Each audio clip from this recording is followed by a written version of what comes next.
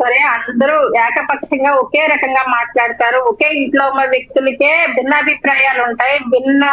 ఒక్కొక్కసారి కోపతాపాలు ఉంటాయి కాబట్టి జనసేన పార్టీ కూడా ఒక వసుదైక కుటుంబం లాంటిది సార్. ఇందులో రియాజ్ గారు మాట్లాడినటువంటి మాటలు ప్రసాద్ సిగ్గి శెట్టి గారిని మాట్లాడడం జరిగింది.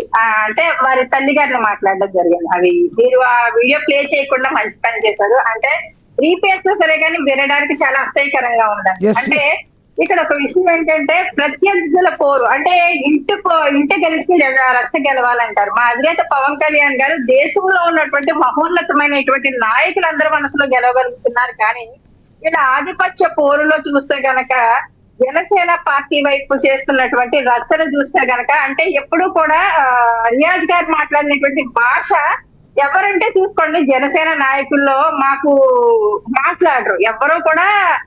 మా అధినేత పవన్ కళ్యాణ్ గారు ఎప్పుడు మొదటి నుంచి కూడా వైసీపీ వాళ్ళు మమ్మల్ని బండ బూతులు తిట్టినప్పుడు కూడా మా అధినేతని అనేక రకాలుగా ఇబ్బందులు పెట్టి ఇంట్లో భార్య పిల్లల్ని ఇంట్లో తల్లి గారిని అందరినీ తిట్టినప్పుడు కూడా మీరు భాష పరిధి దాటకూడదు, అసభ్య పదజాలం వాడకూడదు. అంటే ప్రత్యర్థులు తిట్టినప్పుడు కూడా మా అధినేత పవన్ కళ్యాణ్ గారు అనేక సార్లు మమ్మల్ని ఎవరైనా గబుక్కు ఏ జన సైనికులు గబుక్కు మాట్లాడినా సరే కానీ ఆ వీడియోస్ తీసేమని చెప్పండి వెంటనే.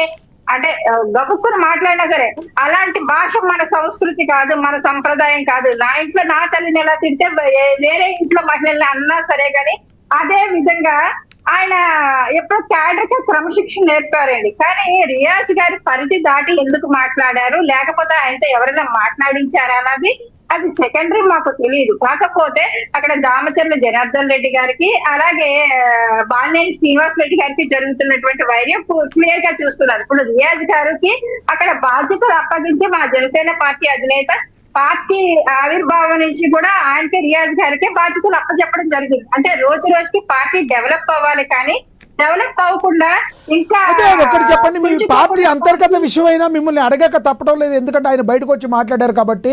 ఈ రోజున ఉమ్మడి ప్రకాశం జిల్లాకు సంబంధించి బాధ్యతలు బాలినేని శ్రీనివాసరెడ్డి గారికి జనసేనని అప్పగించారని మరి చెప్తున్నారు. మరి ఈ క్రమంలో అసలు రియాజ్ గారు బాలినేని శ్రీనివాసరెడ్డి గారితో పాటు కలిసి అడుగులు వేస్తారా? ఆ వైపు ఏమైనా జరుగుతుందో అసలు? లేదు అంటే ఇద్దరి మధ్య ఎవరో ఒకరిని సైలెంట్ చేయకపోతే ఇది చినికి గాలివానగా మారి రేపొద్దున మీ పార్టీకి అప్రతిష్ట తెచ్చే అవకాశం లేకపోలేదంటారా? లక్ష్మీనాథ్ గారు ఎక్కడైనా మా అధినేత పవన్ కళ్యాణ్ గారు నిర్ణయమే ఫైనల్ అండి. ఇప్పటి వరకు రియాజ్ గారికి బాధ్యతలు అప్పగించారు, ఈయనకి కొనసాగిస్తారు. అలాగే అక్కడ చైర్మన్ పదవి కూడా ఇవ్వడం జరిగింది ఆయనకి, అర్బన్ చైర్మన్. కానీ ఇలాంటి పదవులు ఇచ్చారు. అలాగే జిల్లా అధ్యక్షుడిగా రియాజ్ గారు ఉన్నారు అక్కడ. ఇవన్నీ కూడా మొన్న అక్కడ గొడవలను బట్టి అక్కడ జిల్లా కమిటీని కూడా ఉమ్మడి జిల్లా కమిటీని కూడా రద్దు చేయడం జరిగింది. కాకపోతే ఇవాళ బాధ్యతలు మా అధినేత పవన్ కళ్యాణ్ గారు ఎవరికి అప్పగిస్తే క్యాడర్ అంతా కూడా వాళ్ళ సైడే పనిచేయడానికి ఉంటుంది. అంటే పార్టీకి పనిచేస్తారు తప్ప అక్కడ వ్యక్తులకు భజన చేసేటువంటి పరిస్థితి జనసేనలో ఉండదండి. ఎప్పుడు ఏ నాయకులు మారుతారు, నాయకుల యొక్క స్వార్థ ప్రయోజనాల గురించి కావచ్చు కానీ వాళ్ళ రాజకీయ భవిష్యత్తు గురించి కానీ వాళ్ళు ఉనుకొని చూసుకుంటారు, వాళ్ళ క్యాడర్ ను వాళ్ళు బిల్డ్ చేసుకుంటారు. కానీ జనసేన పార్టీ క్యాడర్ అయితే మాత్రం ఎవరికి బాధ్యతలు ఇస్తే ఆ బాధ్యతలు మాత్రమే స్వీకరిస్తారు, వాళ్ళని మాత్రమే నాయకులుగా చూస్తారు. అంతేగాని ఇక్కడ రియాజ్ గారిని ఏమో పక్కన పెట్టలేదు, ఇప్పటి వరకు ఆయనకి గౌరవం ఇవ్వకుండా పార్టీలో కొనసాగించలేదు. ఇదంతా అక్కడ ఉన్నటువంటి నాయకులకు కూడా తెలుసు. ఇప్పుడు కూడా గౌరవప్రదమైనటువంటి ఒక మంచి చైర్మన్ పదవిలో ఆయన ఉన్నారు అక్కడ. అంటే కృష్ణవేణి గారు ఒక గౌరవప్రదమైన చైర్మన్ పదవిలో ఉండి ఆయన సోయి లేకుండా అలా మాట్లాడడాన్ని మీరు ఫస్ట్ ఖండిస్తారా? ఖచ్చితంగా ఖండిస్తామండి. అది మా పార్టీయా వేరే పార్టీయా అని కాదు, వేరే పార్టీ నేతలను కూడా మా వాళ్ళే కాదు బయట వాళ్ళు మాట్లాడినప్పుడు కూడా మహిళల్ని అలా మాట్లాడకూడదు అని ఖచ్చితంగా ఖండిస్తాం. ఇప్పుడు భువనేశ్వరం ఉన్నారు, ఆవిడ మీద మాట్లాడినప్పుడు మేము ఖండించాము. అలాగే మన భారతీ రెడ్డి గారు ఉన్నారు, ఆవిడ మీద ఒక టీడీపీ యాక్టివిస్ట్ మాట్లాడినప్పుడు కూడా వెంటనే అక్కడ ప్రభుత్వం కూడా యాక్షన్ తీసుకోవడం జరిగింది. అంటే ఒక సోషల్ మీడియాలో పోస్ట్ పెడితే ఏ పార్టీలు ఏవైనా అవ్వనివ్వండి కానీ మహిళల్ని కానీ అమ్మల్ని కానీ తిట్టేటువంటి విధానంలో కానీ పిల్లల్ని కానీ ఎవరిని కూడా తీసుకొచ్చి మాట్లాడకూడదు. అంటే ఎవరైనా అది మా పార్టీ ఎవరినైనా సరే ఖండిస్తాము. ఎస్, ఇప్పుడు ఎవరైతే ఈ రియాజ్ అనే వ్యక్తి బూతులు చిగిలిశెట్టి ప్రసాద్ అనే అతను తిట్టారో, గతంలో ఇదే చిగిలిశెట్టి ప్రసాద్ అనే వ్యక్తి నారా లోకేష్ గారి గురించి అనుచితంగా మాట్లాడారంటూ ఒక వీడియో సర్క్యులేట్ అయితే మీరు చూసే ఉంటారు బహుశా. ఏంటి ఆ వీడియో కథ ఏంటి, ఆ పరిస్థితి ఏంటి, అసలు అది వాస్తవమేనా, ఎప్పుడుది ఆ వీడియో, ఎప్పుడు సర్క్యులేట్ అవుతుంది, దాని గురించి ఏం చెప్తారు మీరు? లక్ష్మీనాథ్ గారు, అది మంగళగిరి పాదయాత్రలో నారా లోకేష్ గారు 2023 మే 3వ తారీఖున జరిగినటువంటి ఒక పాదయాత్రలో అక్కడ జన సైనికులు జెండాలు పట్టుకొని నినాదాలు ఇస్తూ ఉంటే టీడీపీ జనసేన ఒకటే, జనసేన వేరు టీడీపీ వేరు కాదన్నట్టుగా ఆ రోజు లోకేష్ గారు మాట్లాడడం జరిగిందండి. ఆ వీడియోకి సంబంధించి పొత్తు కన్ఫర్మ్ కాలేదా? అప్పటికి పొత్తు కన్ఫర్మ్ కాలేదా? లేదు, అక్కడ పొత్తు అంటే ఇదే క్లారిటీ ఇస్తున్నాను. ఎందుకంటే అది జరిగింది మే 3వ తారీఖున జరిగింది. మాకు పొత్తు కన్ఫర్మ్ అయింది రాజమండ్రిలో 14th సెప్టెంబర్ అండి 2023. అంటే ఎన్ని నెలల గ్యాప్ ఉందో చూడండి. అప్పటికి మాకు ఆల్రెడీ పొత్తు కన్ఫర్మ్ కాలేదు. ఇంకా మాకు అంటే ఇక్కడ గౌరవ ముఖ్యమంత్రి గారిని ఆ రోజు చంద్రబాబు నాయుడు గారిని అరెస్ట్ చేసిన తర్వాత జైల్లో ఉన్నటువంటి పరిస్థితుల్లో వెళ్ళి మా అధినేత రాష్ట్ర ప్రయోజనాల కోసం ఆయన పొత్తు పెట్టుకోవడం జరిగింది. అప్పటి వరకు మాకు పొత్తులో వెళ్తారు మా అధినేత పవన్ కళ్యాణ్ గారు అన్న విషయం మాకు అంతర్గతంగా కూడా తెలియదు. ఎందుకు తెలియదు అంటే మా పార్టీని మేము బలోపేతం చేసుకోవడంలో ఉన్నాము. అలాగే చాలా మంది నాయకులు మా పార్టీలోకి రావడానికి ఉన్నారు.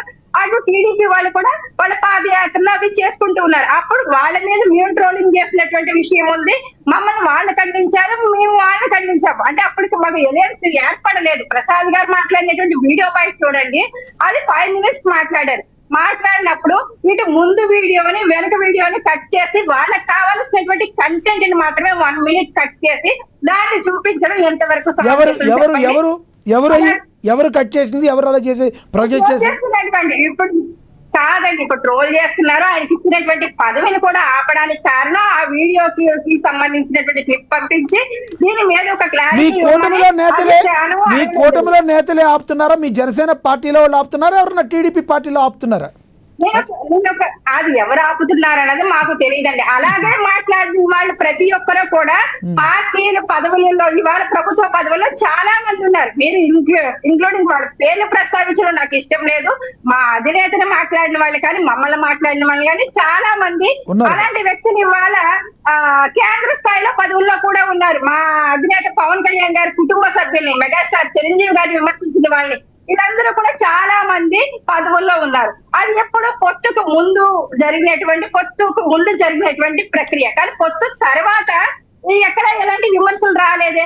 ఆ పాత వీడియోలు తీసుకొని వచ్చి ఈ రోజు అంటే ఇప్పుడు ఒక ఎన్ఆర్ఐకి సంబంధించినంత వరకు చాలా మంది జనసేన పార్టీకి కాంట్రిబ్యూట్ చేయడం కానీ, జనసేన పార్టీ కార్యక్రమాలకు కానీ, అలాగే కొంతమంది ఆర్థిక పరిస్థితులు అదే పెద్ద ఎక్కువ ఆర్థికంగా బలవంతులైనటువంటి వ్యక్తులకు కూడా ఇన్ఛార్జ్ పదవులు ఇవ్వలేదు సార్. ఇదివరకు మా అధినేత పవన్ కళ్యాణ్ గారు కూడా ఇన్ఛార్జ్ గా కూడా సామాన్యులకు ఇచ్చారు. అలాంటి వాళ్ళకు కూడా వాళ్ళు ఆగిపోకుండా నడపడానికి, ముందుకు వెళ్ళడానికి కూడా ఎన్ఆర్ఐ ఫండింగ్స్ చాలా మంది వాళ్ళు ఇచ్చారు. కానీ వాళ్ళ దెబ్బ తగిలింది ఎక్కడ తగిలింది, పదవుల దగ్గరికి వచ్చేటప్పటికి ఇలాంటివన్నీ చూపించడం వల్ల ఏమవుతుంది అంటే, నేను ప్రసాద్ చిగిలిశెట్టి గారిని ఒక్కరి గురించి అనే చెప్పట్లేదు. అనేక మంది ఎన్ఆర్ఐస్ పార్టీకి చాలా అండదండలుగా నిలబడినటువంటి క్రమంలో ఈ రోజు అలాంటి విధానం ఒకటే అంటే ఇలాంటి మరి అండదండలుగా అట్ట నిలబడ్డ వాళ్ళని మీ అధిష్టానం ఏదైతే ఉందో వాళ్ళని గుర్తిస్తుందా? వాళ్ళు గుర్తించి పవన్ కళ్యాణ్ గారి వరకు వాళ్ళని వెళ్ళనిస్తుందా, తీసుకువెళ్ళనిస్తుందా? సార్, పవన్ కళ్యాణ్ గారికి వాళ్ళకి మధ్య ఎప్పుడు ఒక మంచి బాండింగ్ ఉంటదండి. అది ఎప్పుడు కూడా బ్లాస్ట్ అవ్వదు. ఎందుకంటే పవన్ కళ్యాణ్ గారిని ఒక మాట అంటే మిగతా వాళ్ళు ప్రశ్నిస్తారో లేదో తెలియదు, ఒక నిలదీస్తారో లేదో తెలియదు. ఏ పార్టీ వ్యక్తులైనా సరే గాని పవన్ కళ్యాణ్ గారిని ఒక మాట అన్నారంటే పవన్ కళ్యాణ్ గారిని ఒక దేవుడిలా చూస్తారండి. ఒక మనం దేశాలు దాటి వెళ్ళిపోయాము కానీ ఒక మా జనసేన పార్టీ అధినేతని నిజంగా చెప్పాలి అనుకుంటే ఒక దేశాన్ని కాపాడి వీరుల్లా చూస్తారు ఎన్ఆర్ఎస్ కూడా చాలా మంది. ఒక మాట ఎవరన్నా అంటే ఖచ్చితంగా వాళ్ళు ఖండిస్తారు.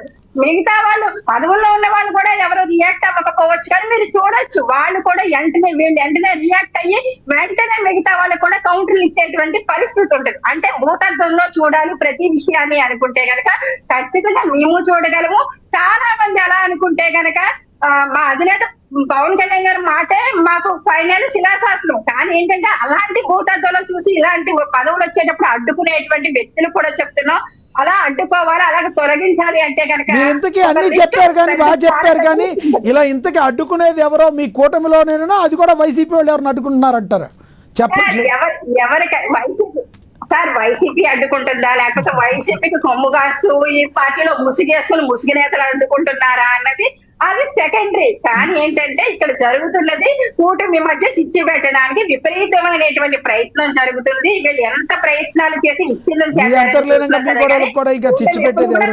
ఉంటది. రైట్ రైట్ కాదండి, ఇంకా మా కూటమి అయితే బలంగానే ఉంటుంది. మేము రాష్ట్ర ప్రయోజనాల కోసమే పొత్తు పెట్టుకుని వెళ్ళాం కాబట్టి మా కూటమి ఎప్పుడు బలంగానే ఉంటుంది. సో మీరేమంటారంటే గతంలో ఎవరైతే ప్రసాద్ చిగిల్ శెట్టి అన్నందుకు వెనక ముందు కట్ చేసి పెడుతున్నారో, గతంలో అనేక మంది అనేక రకాలుగా పవన్ కళ్యాణ్ గారిని దుర్భాషలు ఆడినోళ్ళు ఈరోజు కేంద్రంలో మంత్రులుగా ఉన్నారు, శాసనసభల్లో ఉన్నారు, చట్టసభల్లో ఉన్నారు, అనేక రకాలుగా ఉన్నారు. వాళ్ళని కూడా అనాలి కదా, గతంలో జరిగిన ఇప్పుడు ఎందుకు వైరల్ చేస్తున్నారు వాంటెడ్గా అని అడుగుతున్నారు మీరు, అంతే కదా?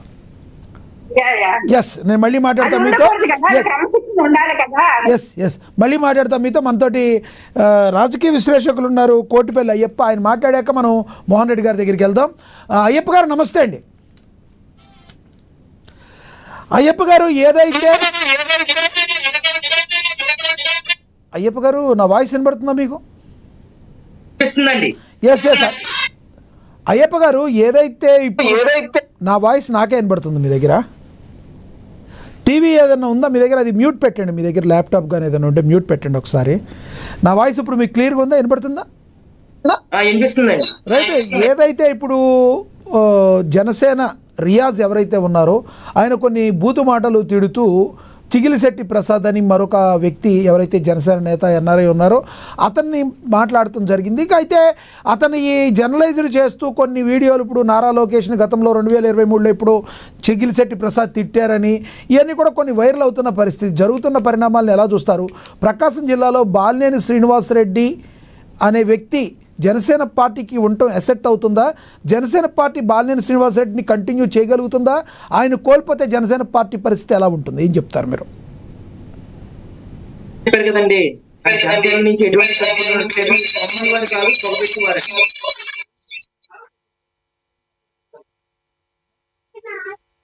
హలో, మీ వాయిస్ రావట్లేదండి. పెట్టండి ఒకసారి. సరే, నేను మీతో మళ్ళీ మాట్లాడతాను. ఒక్కసారి పాత ట్యాబ్స్ అన్ని క్లోజ్ చేసి రీజాయిన్ అవ్వండి. మీ దగ్గర అక్కడ ఏదో డిస్టర్బెన్స్ వస్తుంది, రీజాయిన్ అవ్వండి. మళ్ళీ మాట్లాడతాను మీతో, నేను ఒకసారి రీజాయిన్ అవ్వండి. ఎస్, మోహన్ రెడ్డి గారితో మాట్లాడదాం. మోహన్ రెడ్డి గారు నమస్తే సార్. నమస్తే లక్ష్మీనాథ్ గారు, మీకు, శంకర, కృష్ణవేణమ్మకు, అదేవిధంగా అజయ్ గారికి, అయ్యప్ప గారికి, చూస్తున్న వీక్షకులకు అందరికీ పేరు పేరున హృదయపూర్వకంగా నమస్కారాలు. అదేదో సామెతలాగా ఏదో ఎవరో కొట్టుకుని మధ్యలో ఎవరినో చంపేసినట్టు ఉంది, మా పద్ధతి, మా వ్యవహారం ఉంది, దీనిలో మాకేం సంబంధం అని వైసీపీ వాళ్ళు అంటున్నప్పటికీ